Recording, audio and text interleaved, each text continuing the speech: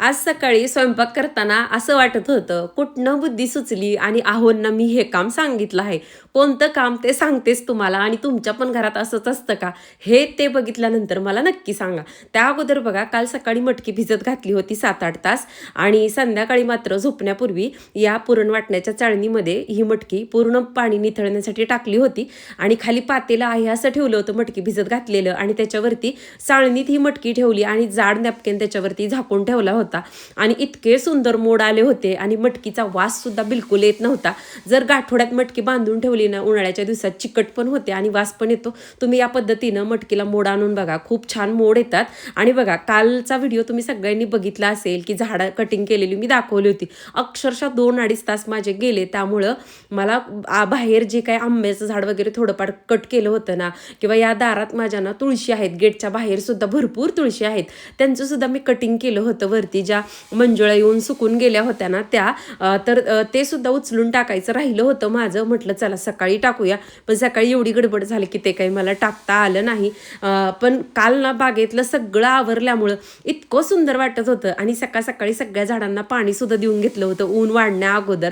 त्यामुळे म्हटलं चला सकाळीच तुम्हाला आज आपल्या बागेतला एक फेरफटका देऊया म्हणून बाहेर घेऊन आले. आणि तसंही काल व्हिडिओत ना बागेचं कटिंग केल्यानंतर माझ्याकडून तुम्हाला दाखवायचं राहिलं होतं, कारण कालचा व्हिडिओच खूप मोठा झाला आणि हे सगळं दाखवलं असतं तर तो व्हिडिओ 15 मिनिटाच्या पुढे गेला असता, म्हणून दाखवलं नाही. कालच कटिंग केली आणि आज गुलाबाला किती सुंदर फुलं आलीत बघा.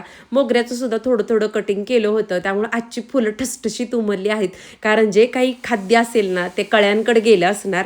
आणि इथं बघा, आपली वांग्याची झाडं होती या विड्याच्या पानाच्या वेलाच्या शेजारी, ती सुद्धा काढली आहेत. बऱ्याच ताईंच्या कमेंट येतात मला की सोनचाफा आणि अंजीर आणून लाव, तर लवकरच थोडा पाऊस पडू द्या, या 8-15 दिवसात ना मी अंजीरचं झाड आणून लावणार आहे.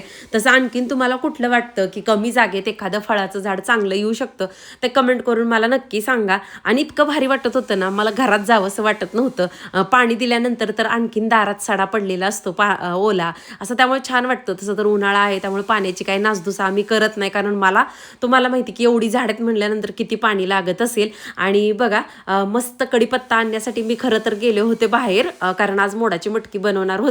आणि बघा, मटकी माझी बनवून झाली, साधीच बनवली होती त्यामुळे रेसिपी शेअर केली नाही. जर झालं तर शॉर्ट व्हिडिओ शेअर करीन मी नक्कीच तुमच्यासोबत.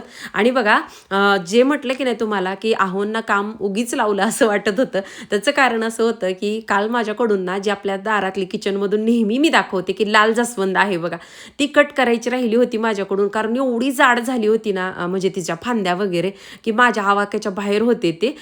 तर ती आहोंना कट करायला लावली होती. ते प्रत्येक फांदी कट करताना, अगं ही फांदी कट करायची का, अगं ती फांदी कट करायची का, तसं त्यांचंही बरोबर आहे. मला झाडाची एक जरी एक्स्ट्रा फांदी कुठली कट केली ना, जी मला करायची नसती, त्यावेळेस माझी चिडचिड होती. त्यामुळं मला स्वयंपाक करताना आज सारखे हाक मारत होते, त्रिवेणी ही फांदी कट करायची का. एका स्टेजला जाऊन मला असं वाटलं की कुठनं बुद्धी सुचली आणि यांना ही जास्वंद मी कट करायला लावली. असं माझं काम झालं होतं, पण त्यांनी खूप हाका मारल्या त्यामुळे मी वैतागून गेले होते. तर तुमच्या पण घरी असंच असतं का, मला नक्की सांगा. की एखादं काम लावलं की ते आपल्याला परत वाटतं की आपणच केलेलं बरं पडलं असतं. बघा, त्यानंतर इथं ना मस्त पातळ काप केलेला दोडका जो आहे तो करायचा होता. उन्हाळ्याचे दिवस आहेत आणि भाज्या पटकन शिजून म्हणजे सुकून जातात, म्हणून म्हटलं हा पण करून टाकावा. पातळ काप केले होते. साधा ठेचलेलं लसूण, जिरी मोहरीची फोडणी तेलामध्ये दिली होती, हळद टाकली होती आणि त्याच्यामध्ये हे बटाट्याचे दोडक्याचे पातळ काप टाकले आहेत मी.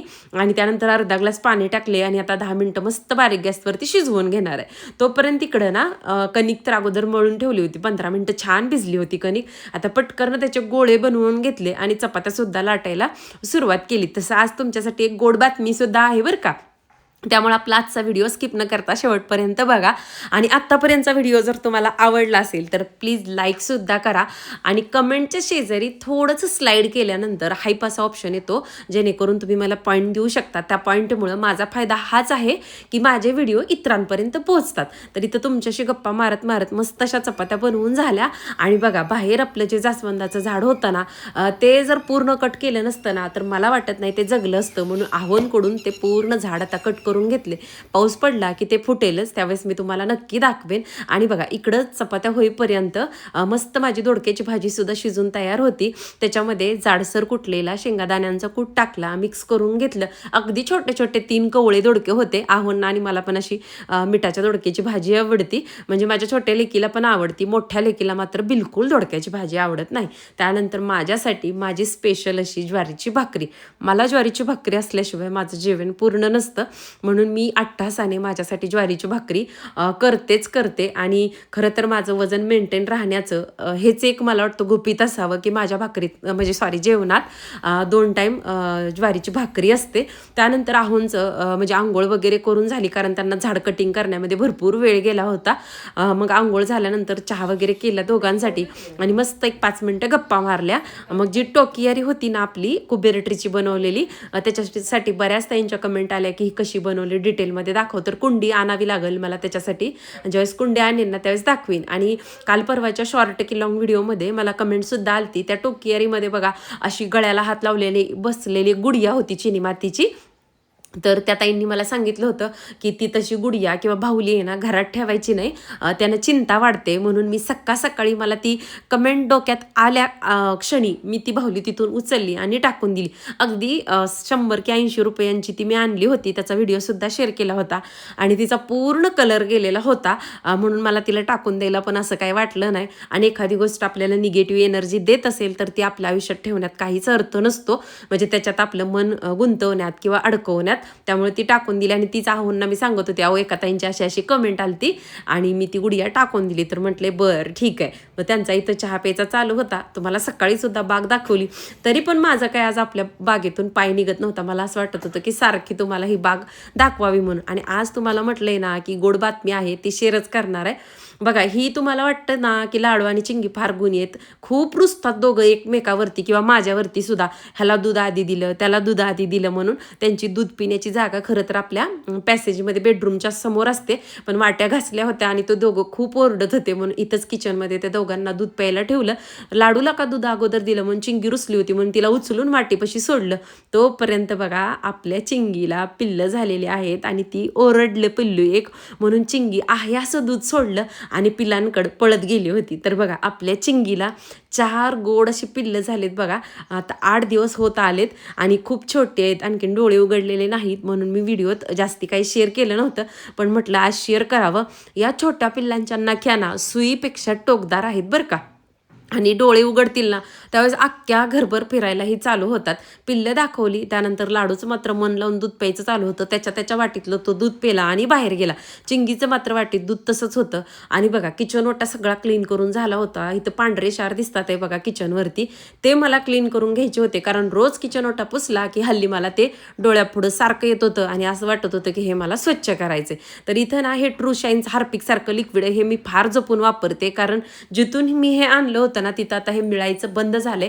तुम्ही असं शारचे डाग काढण्यासाठी कोणतं लिक्विड वगैरे वापरत असाल ना तर प्लीज मला कमेंटमध्ये नक्की सांगा, कारण खूप गरजेचं आहे हे. तर जे माझ्याकडे आहे ना लिक्विड, ते मी लिक्विड टाकले, कारण आता मला संपल्यानंतर तर दुसरं काहीतरी मागवावंच लागणार ना हे शारचे डाग काढण्यासाठी. म्हणून जर कोणत्या ताई असं काही लिक्विड वापरत असाल तर मला सांगचाल, म्हणून मी असं बोलले. आणि बघा ते टाकून घेतलं आणि ब्रशच्या मदतीनं ना ते सगळीकडे पसरवून घेतलं बघा. म्हणजे हे जास्त आपलं हार्पिक लिक्विड असतं ना त्याच्या एवढा हार्ड नाही आहे हे, थोडंसं म्हणजे कमी हार्डवालं हे लिक्विड आहे. त्यामुळं ह्याच्यावरची म्हणजे आपला जो किचन ओटा आहे ना त्याच्यावरची शाईन वगैरे जात नाही, म्हणून मला हे वापरायला काही वाटत नाही.